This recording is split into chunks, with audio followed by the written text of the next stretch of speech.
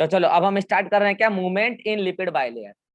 देखो ये मूवमेंट जो मतलब ये सेल मेम्ब्रेन है ना, उसमें कई सारी हलचल होती रहती है, और उस हलचल के वजह से ही साइंटिस्ट कहते हैं, मेनली ये फ्लूइड मोज़ेक मॉडल कहता है कि सेल मेम्ब्रेन में फ्लूइडिटी नेचर है। तो पहले देखो हम सेल मेम्ब्रेन का एक छोटा सा हिस्सा बनाए हुए हैं। मान लो कि ये सेल था, ठीक है। हमने क्या किया, उसका ये वाला पोर्शन बस काट के हमने यहाँ पे क्या किया, पूरा का पूरा दिखा दिया है तुम्हारे सामने। अब देखो इसमें अगर लेवलिंग करना चाहे तो ये वाला क्या है, ये जल्दी बोलो। ये है तुम्हारा outer outer extrinsic protein. Extrinsic मतलब सरफेस पर है, एक्सट्रिंसिक का मतलब सरफेस पर है, मतलब पेरीफेरी पर, आउटर एक्सट्रिंसिक प्रोटीन। और ये इनर मतलब क्या, लिपिड बाइलेयर के अंदर में है, मतलब अंदर की तरफ धसा हुआ नहीं, अंदर की तरफ। Inner extrinsic protein. एक्सट्रिंसिक क्यों, क्योंकि सरफेस पर है, क्योंकि सरफेस पर है। इसका मतलब ये नहीं कि वो बाहर है, नहीं नहीं, अंदर की तरफ है लेकिन सरफेस पर है। ये क्या है, ये लिपिड बाइलेयर है। ये क्या है, ये लिपिड बाइलेयर है। और ये क्या है, ये इंटीग्रल प्रोटीन है। टोटली बरीड, लो लिख देते हैं, टोटली बरीड क्या, integral protein. Totally buried integral protein है ये है। और वो हाफ वाला भी दिखा देते हैं, चलो लो दिखाई देते हैं, लो यहाँ से एक ये उड़ा देते हैं, ठीक है, और वो दिखा देते हैं।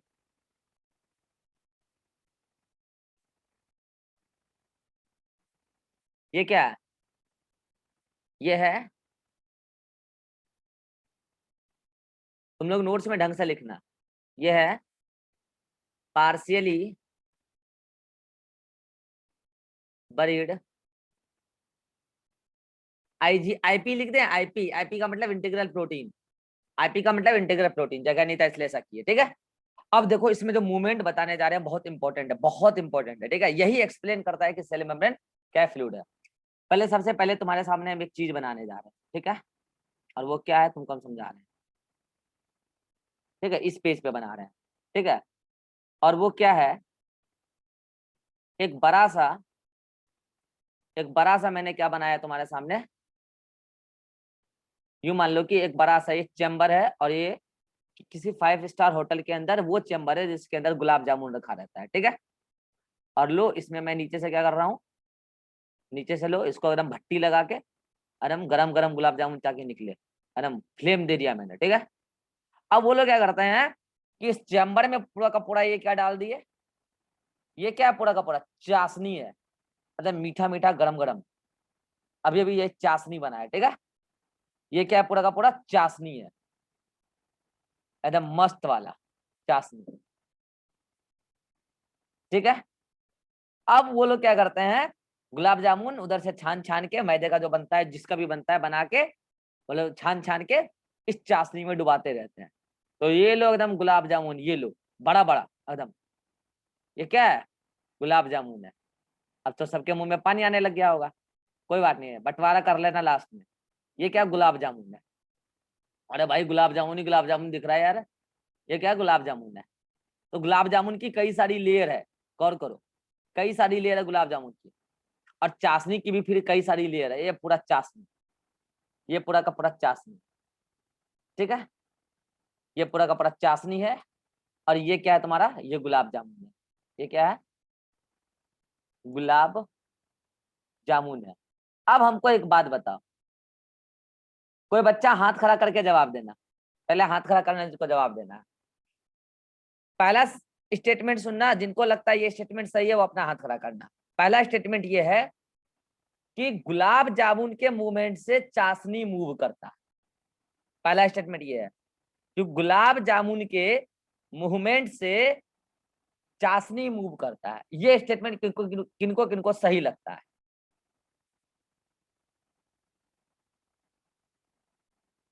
ये स्टेटमेंट किनको किनको सही लगता है, ये स्टेटमेंट किसी को भी सही नहीं लगता है। अब दूसरा स्टेटमेंट, चाशनी के मूवमेंट से गुलाब जामुन मूव करता है। खट से हाथ खड़ा हो गया, सेकंड स्टेटमेंट ही सही था। अब चाशनी कैसे मूव करता है, नीचे से मैंने फ्लेम लगाया ना, तो चाशनी के जो मॉलिक्यूल्स है उसमें मूवमेंट आता है, फिर उसके वजह से देखना गुलाब जामुन भी इधर से इधर हिलने डुलने लगते हैं। तो यानी कि सही स्टेटमेंट तो क्या है कि चाशनी के मूवमेंट से गुलाब जामुन मूव करता है। अब शिवानंद बताएगा चाशनी और गुलाब जामुन में कौन सॉलिड है और कौन लिक्विड है।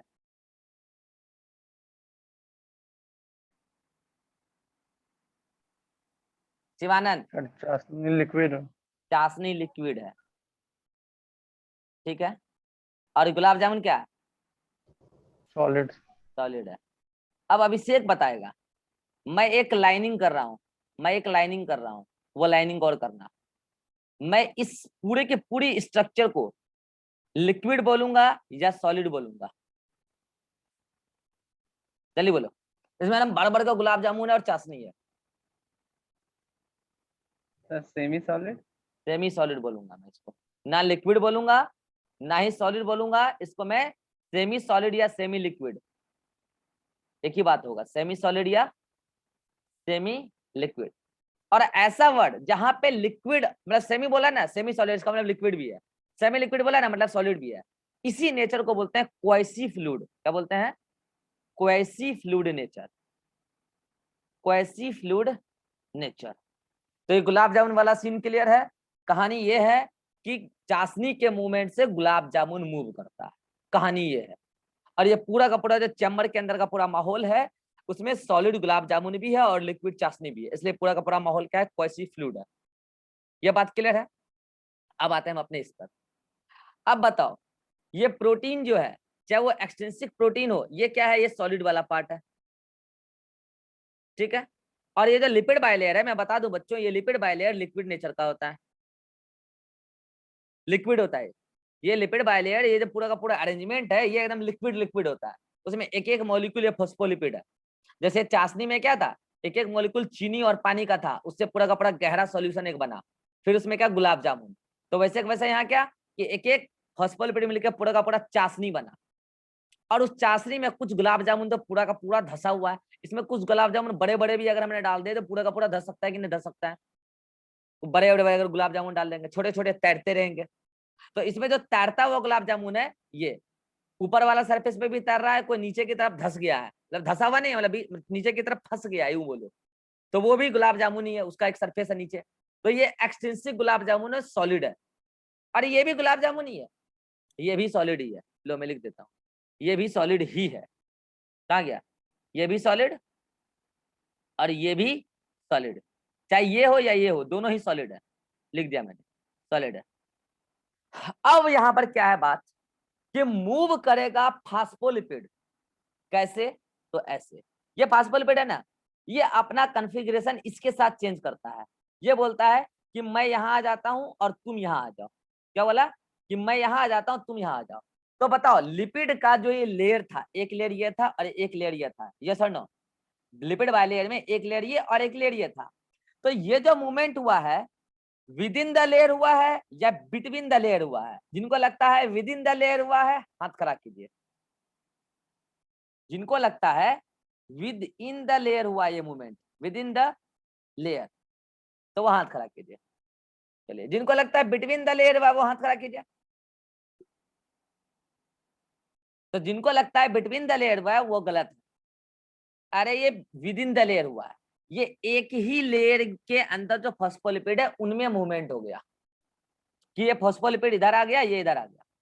तो फिर विद इन द लेयर क्या होगा, सॉरी बिटवीन द लेयर क्या होगा, अगर ये फॉस्फोलिपिड इधर आ जाता और ये फॉस्फोलिपिड इधर चला जाता तो इस मूवमेंट को आप बोलते बिटवीन द लेयर, दो लेयर का इन्वॉल्वमेंट हो गया ना यहाँ पे मूवमेंट के दौरान।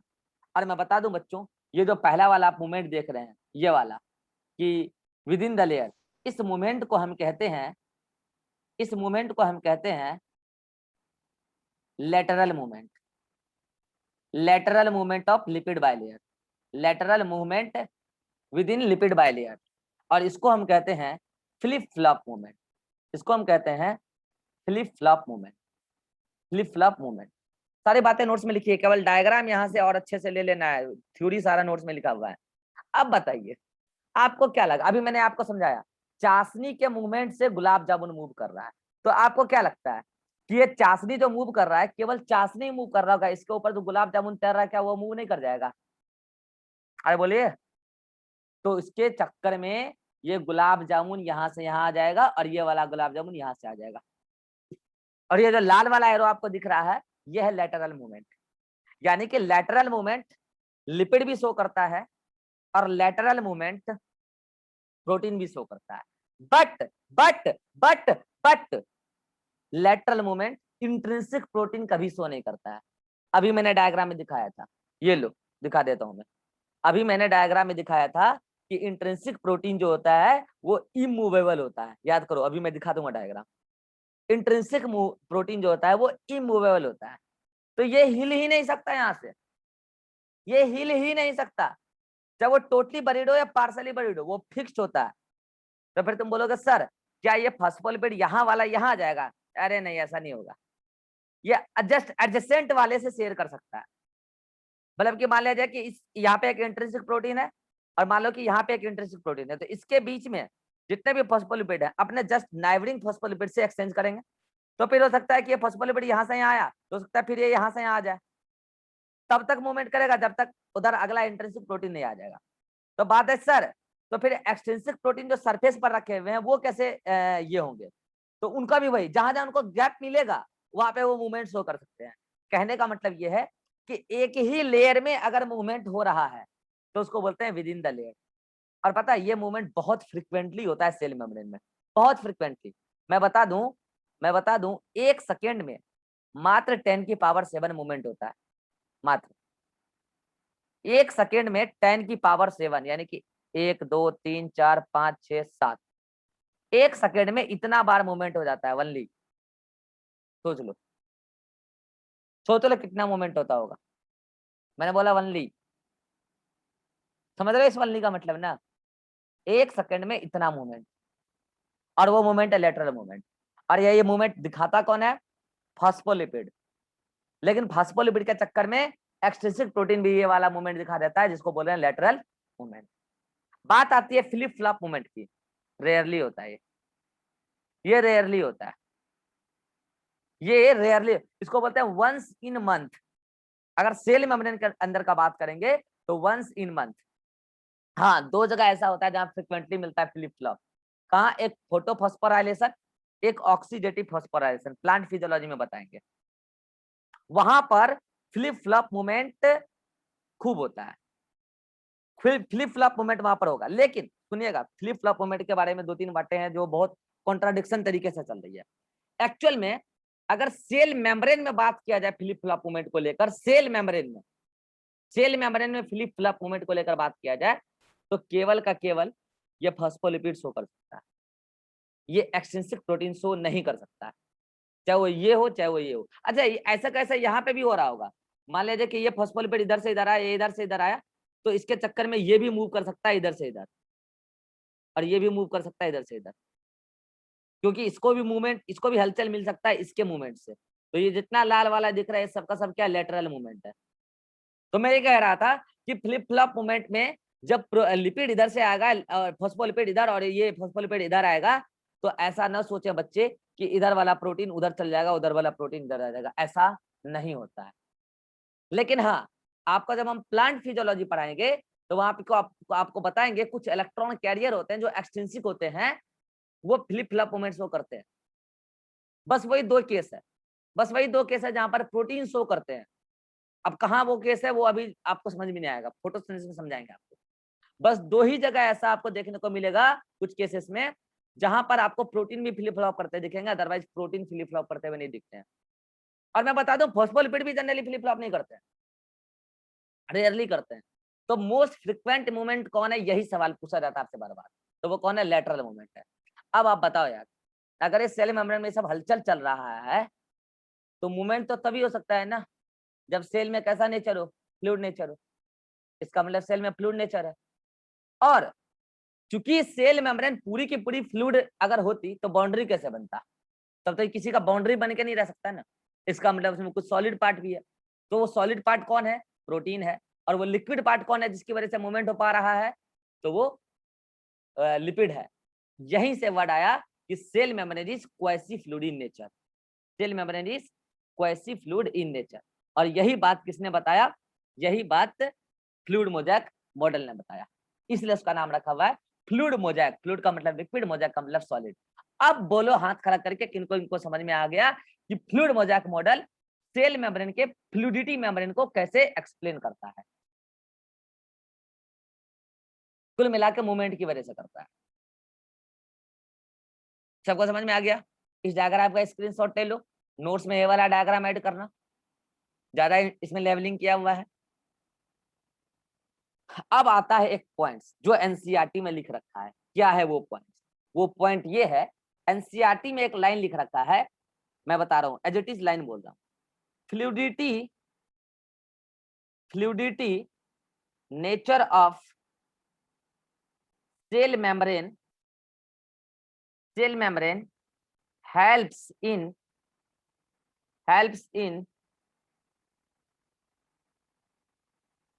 Following function of cell. और वो 5 फंक्शन है भाई साहब, ये खूब पूछे जाते हैं एग्जाम में। वो 5 फंक्शन है। कौन? पहला सेल ग्रोथ, पहला सेल ग्रोथ, दूसरा cell interconnection, cell interconnection, cell to cell interconnection बोल सकते हो, सेल टू सेल इंटरकनेक्शन। तीसरा फेगोसाइटोसिस, फेगोसाइटोसिस। चौथा secretion of material, secretion of material from cell membrane, ऐसे secretion of material through cell membrane, through cell membrane and biological membrane of cell organelle. और 5वां cell division. अब इन 5 function में कैसे help करता है मैं आपको समझा देता हूं, इन शॉर्ट समझा देता हूं, क्योंकि इसको ज्यादा लॉन्ग में खींचने का कोई जरूरत है ही नहीं। मैं बता रहा, पहले तो आप इसका स्क्रीनशॉट ले लीजिए, क्योंकि फिर ये भी गंदा होने जाना है। आप स्क्रीनशॉट ले लीजिए जल्दी से, बात नोट्स में ऐड करना है। कहाँ? ये जहाँ पे मूवमेंट खत्म हुआ ना उसके जस्ट बाद नोट्स में ऐड करना है। Fluidity nature of cell membrane helps in following function of cell. पहला सेल ग्रोथ, दूसरा सेल टू सेल इंटरेक्शन, तीसरा फेगोसाइटोसिस, चौथा secretion of material through cell membrane and biological membrane of cell organelle, and 5वां cell division. आओ एक एक करके समझा देते हैं सब खटाखट। अरे सेल था, सेल अपना कंटेंट डबल करते गया अंदर में, और सेल धीरे धीरे क्या हो गया, इतना बड़ा हो गया। अरे तो तभी हो सकता है ना जब सेल मेम्ब्रेन क्या हो, इलास्टिक हो। और इलास्टिक का मतलब क्या, अगर पूरा का पूरा सॉलिड होगा तो इलास्टिक हो ही नहीं सकता है। मतलब उसमें कैसा नेचर हो, क्वासी फ्लूइड नेचर हो, मटेरियल अंदर आती गई और उसका एक्सपांशन होता चला गया। This is cell growth, this is cell growth. तो ये तो तभी हो सकता है ना जब सेल मेम्ब्रेन क्वासी फ्लूइड हो। अगला, ये सेल था, ये सेल था, प्लांट सेल याद करो। उसके बाद ये सेल वॉल, याद आया, सेल वॉल। और जहां सेल वॉल नहीं थी वहां पर क्या बनती है, प्लाज्मोडेस्माटा, याद हो। तो हमने कहा था कि इसका वाला सेल मेम्ब्रेन और इसका वाला सेल मेम्ब्रेन आपस में एक दूसरे को धीरे धीरे टच कर लेता है और बीच में बन जाता है प्लाज्मोडेस्माटा। तो ये टच तो तभी कर सकता है ना यार, कोई सॉलिड पार्ट ऐसे कैसे मूव कर सकता है यार, कोई सॉलिड पार्ट ऐसे कैसे मूव कर सकता है टच करने के लिए। ये तो तभी हो सकता है ना जब कोई फ्लूइड चीज हो, वो फ्लूइड जो है धीरे धीरे सरकता सरकते एक दूसरे को टच कर गया। ऐसा तो तभी हो सकता है जब वो फ्लूइड चीज हो, और वो पूरा का पूरा फ्लूइड होगा तब तो वो एक स्ट्रक्चर बन के भी नहीं रह पाएगा। इसका मतलब वो क्वासी फ्लूइड है। इसका मतलब ये जो प्लाज्मोडेस्माटा बनने के बाद एक सेल दूसरे सेल के साथ इंटर कनेक्शंस बना रहे हैं, वो तो शायद इसी प्लाज्मोडेस्माटा की वजह से बना रहे हैं। और वो तभी हो पाएगा जब फ्लूइड नेचर हो। तो इसके सामने आप ये डायग्राम बना सकते हैं समझाने के लिए कि ये प्लाज्मोडेस्माटा है, प्लाज्मोडेस्माटा है। बोलो ये पहला और दूसरा फंक्शन इनको समझ में आ गया, हाथ खड़ा करो जल्दी से।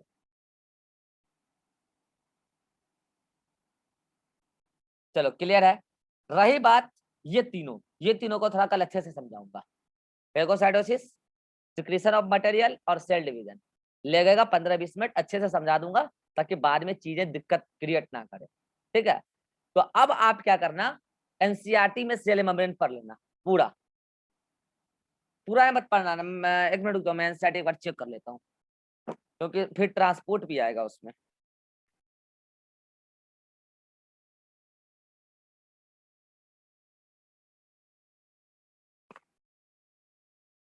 Page number NCERT, page number 131 पर, 131 पर दिया है सेल मेम्ब्रेन, ठीक है। वहां से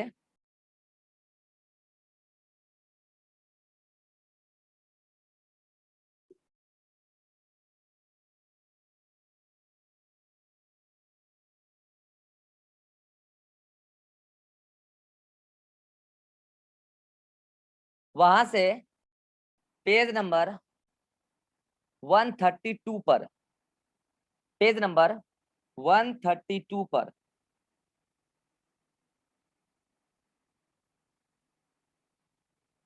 सेकेंड पैराग्राफ तक,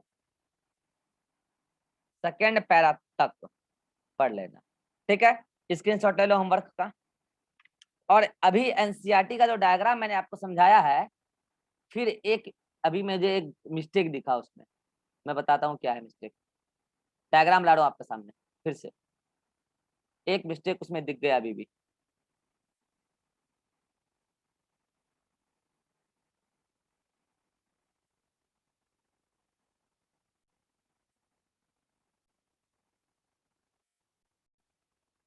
ये वाली प्रोटीन थी ना, ये वाली, ये वाली, ये वाली, इसको मैंने क्या बताया था तभी, कोई स्क्रीनशॉट देख के बताओ।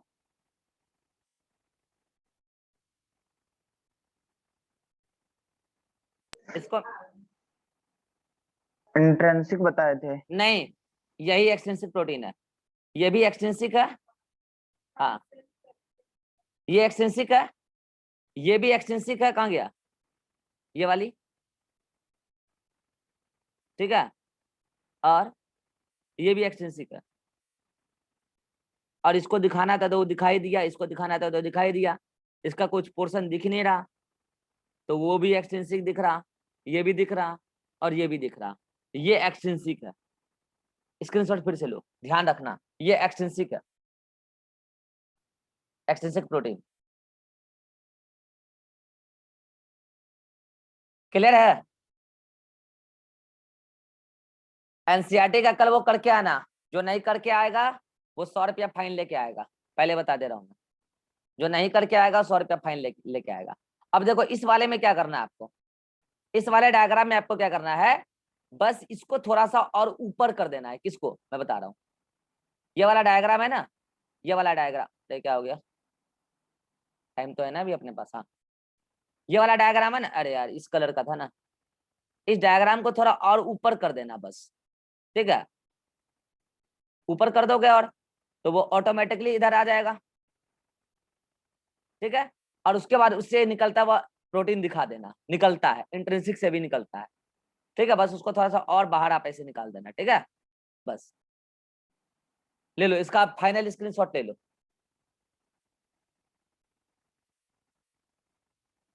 सर एक और फिगर था उसका भी सर स्क्रीनशॉट लेना। कौन सा, यही तो था। नहीं सर, एक और इससे पहले जो मोमेंटम बता रहा था। अच्छा मूवमेंट वाला, मूवमेंट वाला जी, यस सर। ये ना, यस सर। हाँ यस लो सर। लो जल्दी लो, जल्दी लो, सब लोग ले लो। और ये गुलाब जामुन जिनको जिनको जिनको खाना है वो ले लो स्क्रीनशॉट, जिनको खाने का मन है गुलाब जामुन ले लो स्क्रीनशॉट, खा सकते हो आप आराम से, घर में बांट भी सकते हो, ठीक है। तो चलिए आप इतना होमवर्क करके आइएगा, मॉड्यूल में कहाँ तक पढ़ना है वो मैं आपको बता दूंगा ग्रुप में, ठीक है। उसके बाद फिर जो है हम लोग कल ये सेल मेम्ब्रेन खत्म करके फिर बताएंगे आगे क्या पढ़ने वाले हैं, ठीक है। चलिए फिर मिलते हैं कल।